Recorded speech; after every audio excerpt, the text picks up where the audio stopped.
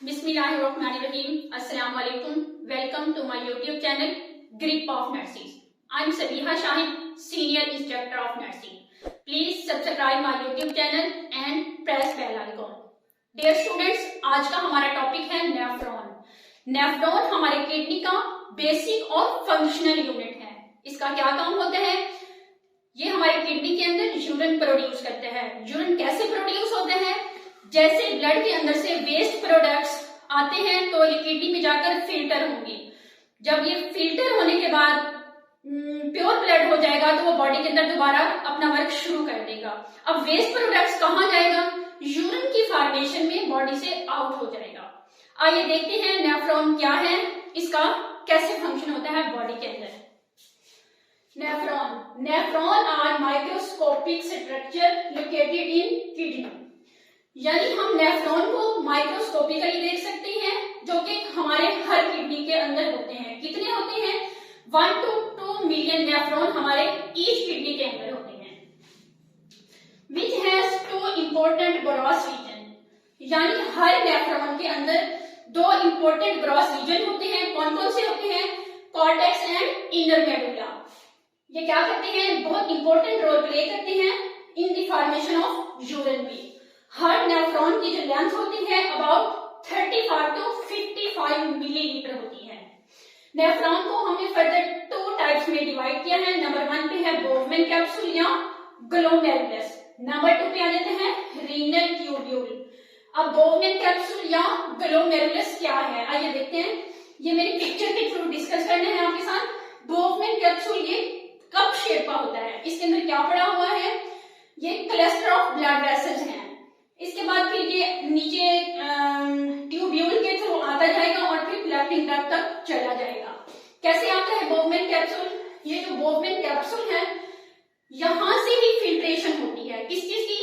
Blood के अंदर जो वेस्ट प्रोडक्ट्स होते हैं उनकी फिल्ट्रेशन यहां से होती हुई यहाँ पे प्रॉक्सिमल कन्वोल्यूटिव ट्यूब्यूल में जाएगी. प्रॉक्सिमल कन्वोल्यूटिव ट्यूब्यूल क्या है? ट्यूब्यूल से मतलब ट्यूब है. कन्वोल्यूटिव एक फोल्ड होता है और प्रॉक्सिमल चूंकि ये बोवमेन कैप्सूल यानी कि ग्लोमेरुलस के पास है इसलिए प्रॉक्सिमल कन्वोल्यूटिव ट्यूब्यूल बोलते हैं इसको. यहां से ये जो वेस्ट प्रोडक्ट्स हैं यूरिन की फॉर्मेशन में आते हुए नीचे डिस्टल एंड में जाएंगे. ये कि लूप ऑफ हैनल है इसको बोलते हैं. ये जो यू शेप का बना हुआ है इसको लूप ऑफ हैनल बोलते हैं. यहाँ से डिसेंड होके ऊपर फिर असेंडिंग में आएगा. असेंडिंग में जाने के बाद डिस्टल कन्वोल्यूटिव ट्यूब्यूल में जाएगा.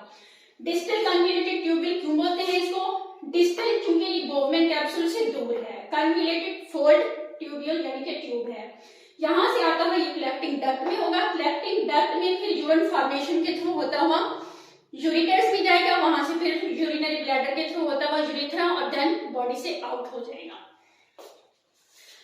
उसके बाद आ जाते हैं अब ये जो क्लस्टर है ब्लड वेसल्स का, इनका क्या काम है और कैसे फंक्शन करते हैं. जैसे ये वेस्ट प्रोडक्ट्स ब्लड के थ्रू हमारे बॉडी से होते हुए रीनल आर्टरी में आएंगे. वहां से ये एफरेंट आर्टरियोल्स के थ्रू बोवमेन कप में यानी कि ये जो शेप कप शेप की बनी हुई है ग्लोमेरुलस बोलते हैं इसको, या इसके जो दोनों के साइड सिरे हैं इनको बोवमेन कैप्सूल. इनके अंदर जाएंगे. यहाँ पे बड़ी कैपिलरीज में बन जाएगा. कैपिलरीज है यहाँ पे फिर इनकी वेस्ट प्रोडक्ट्स यहाँ पे आएंगे और जब सॉफ्ट ब्लड हो जाएगा तो फिर ये एफरेंट आर्टरियोल में आएगा. एफरेंट आर्टरियोल ये है और ये है इफरेंट आर्टरियोल. आपने कैसे याद करना है?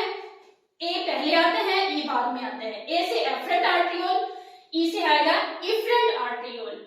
जब ये सॉफ्ट ब्लड आएगा तो यहाँ से आता हुआ यहाँ तक पहुंचेगा तो इसको हम प्री ट्यूब्यूलर कैपिलरीज बोलते हैं. क्यों बोलते हैं? क्योंकि ये ट्यूब्स के बाहर एक छत्ते की मानद यानी कि एक जाल बिछाया हुआ होता है. यहाँ से ये आर्टरीज आती हुई वेन्स में मर्ज हो जाएंगी. वेन्स में मर्ज होने के बाद फिर ये मेन रीनल आर्टरी में जाएंगी, रीनल वेन में जाएंगी. वहां से होती हुई फिर डायरेक्ट इंफीरियर वेना केवा में. इंफीरियर वेना केवा में जाने के बाद फिर हार्ट में और फिर थ्रू आउट द बॉडी जाएगी. नेक्स्ट अब मैंने आपको ये बताना है कि ना जैसे ये ग्लोमेरुलस है, प्रॉक्सिमल कन्वोल्यूटिव ट्यूब्यूल हो गए और डिस्टल कन्वोल्यूटिव. यहां से ये जो ऊपर वाला जितना भी पार्ट है ये कॉर्टेक्स में आता है. इससे नीचे वाला जैसे loop of Henle then collecting duct ये सारी आएंगी मेडुला में. जैसे कि पिक में आपको नजर आ रहा है कि मेडुला जो है ना ये अंदर है और कॉर्टेक्स ये आउटर बॉर्डर है।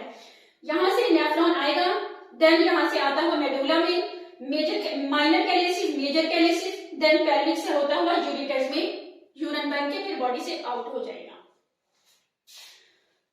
ये मैंने आपसे डिस्कस। इसके बाद नेफ्रॉन की टाइप्स होती हैं, 2 टाइप्स के नेफ्रॉन होते हैं। नंबर 1 पे है शॉर्ट कॉर्टिकल नेफ्रॉन। इसकी जो लेंथ होती है, शॉर्ट से आपको समझ आ जाएगी, लेंथ जो होती है यहाँ पे नेफ्रॉन की शॉर्ट होती है। 80% जो नेफ्रॉन होते हैं ये हमारे कॉर्टेक्स में पाए जाते हैं, और जक्स्टा मेडुलरी नेफ्रॉन जो होते हैं इनकी लेंथ लंबी होती है, ये मेडुला में पाए जाते हैं। कितने परसेंट होते हैं? 20% होते हैं। ये तो थी स्ट्रक्चर नेफ्रॉन की। इसके बाद अब हमने पढ़ना है कि फंक्शन क्या होते हैं नेफ्रॉन के। नेफ्रॉन का जो फंक्शन होते हैं इसको 3 पार्ट्स में डिवाइड करते हैं। नंबर 1 पे है फिल्ट्रेशन, रीअब्जॉर्प्शन, देन एक्सक्रीशन। ये क्या है? मेन तो किडनी का काम है ना यूरिन फॉर्मेशन वेस्ट प्रोडक्ट्स के थ्रू, इन्हीं को हम 3 पार्ट्स में डिवाइड करते हैं। यूरिन फॉर्मेशन को जो ये प्रोसेस बनाया हमने, first of all glomerulus filtration में आएगा, then tubular reabsorption and tubular excretion. ये जो ग्लोमेरुलस फिल्ट्रेशन है ये कहां से स्टार्ट होती है? जैसे ही रीनल आर्टरी वेस्ट प्रोडक्ट्स वाला ब्लड लेकर आएगी, ये एफरेंट आर्टरियोल्स के थ्रू बोवेन कैप्सूल के ये जो कप शेप का बना हुआ है यहाँ पे क्लस्टर ऑफ ब्लड वेसल में यानी कि कैपिलरीज में देन डिवाइड हो जाएगा। ये जो कैपिलरीज हैं यहाँ पर इनका फिल्ट्रेशन का काम शुरू हो जाएगा, यानी कि जो जितने वेस्ट प्रोडक्ट्स हो जाएंगे वो बोवेन कैप्सूल में आएंगे। उसके बाद फिल्टर होने के बाद ये इफरेंट आर्टरियोल्स में आएंगे, यानी कि जो फिल्टर होने के बाद जो ब्लड होता है वो इफरेंट आर्टरियोल्स में आएगा। यहाँ पर जो कैपिलरीज का प्रेशर है ये डिफरेंट होते हैं, और कैप्सूल का यानी कि ये जो ट्यूब्यूल है इसका प्रेशर दोनों का डिफरेंट होता है। जो ये कैपिलरीज है इसका हाइड्रोस्टैटिक प्रेशर जो होता है 60 mmHg होता है, और ये जो इसका फिल्ट्रेशन का होगा ये फिल्ट्रेट हाइड्रोस्टैटिक प्रेशर इसका 15 mmHg होता है। ये कैसे ये जो है ना फिल्ट्रेशन स्टार्ट होती है ये मैं आपको दिखाती हूँ। ये आर्टरियोल्स है, देन कैपिलरीज में डिवाइड हो गई है। कैपिलरीज में ये छोटे छोटे पोर्स बने हुए हैं, यहाँ से जितने भी वेस्ट प्रोडक्ट्स हैं यहाँ से होते हुए एक बेसमेंट मेम्ब्रेन बनी हुई है। इन कैपिलरीज के अंदर जो सेल होता है उसको कैपिलरी एंडोथेलियम बोलते हैं। देन आ जाते हैं बोवेन कैप्सूल में, इसकी भी बेसमेंट मेम्ब्रेन होती है, और ये सेल किससे बने होते हैं? एंडोथेलियम सेल से। एंडोथेलियम सेल क्या कहते हैं?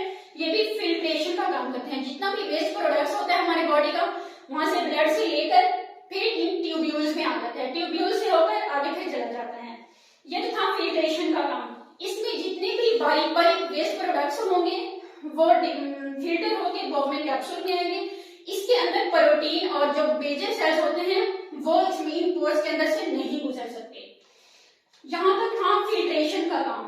देन आ जाते हैं रीअब्जॉर्प्शन। जितना भी इसने फिल्टर किया इसमें से कुछ ऐसे प्रोडक्ट्स हैं जैसे इलेक्ट्रोलाइट्स हो गए, और वाटर भी हमारे बॉडी को चाहिए होता है, किडनी को चाहिए होता है, ग्लूकोज हो गया, यहाँ पे रीअब्जॉर्ब होंगे। रीअब्जॉर्प्शन का काम सबसे ज्यादा कहाँ पर होता है?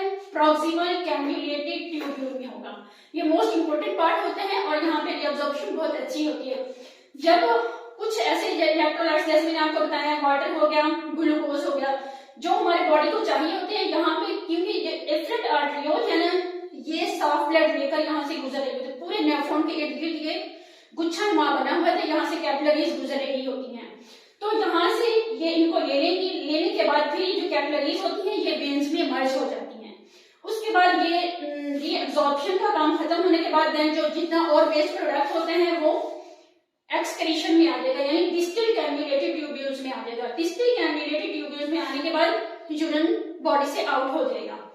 ये जो ग्लोमेरुलर फिल्ट्रेशन रेट होता है ये 125 m पर मिनट होता है, या 180 लीटर पर डे होता है। यानी ग्लोमेरुलस जो फिल्ट्रेशन रेट है ये हमारे बॉडी का किडनीज का नॉर्मल है, नॉर्मल फिल्ट्रेशन रेट होता है। डेली में 1 से 1.5 लीटर जो होता है ना बॉडी के अंदर से यूरिन नॉर्मल हेल्दी पर्सन जो होता है ना प्रोड्यूस करता है। जब ये कलेक्टिंग डक्ट में आएगा, यहाँ से होता हुआ ये माइनर मेजर काइलेसिस में आने के बाद फिर पेल्विस में आएगा, फिर यूरिटर्स में आएगा, यूरिटर्स में आने के बाद फिर यूरिनरी ब्लैडर में जाएगा, वहां से होकर यूरिथ्रा में जाएगा, देन बॉडी से आउट हो जाएगा। इस तरह बॉडी की यानी किडनीज की फिल्ट्रेशन का काम होता रहता है कंटिन्यू।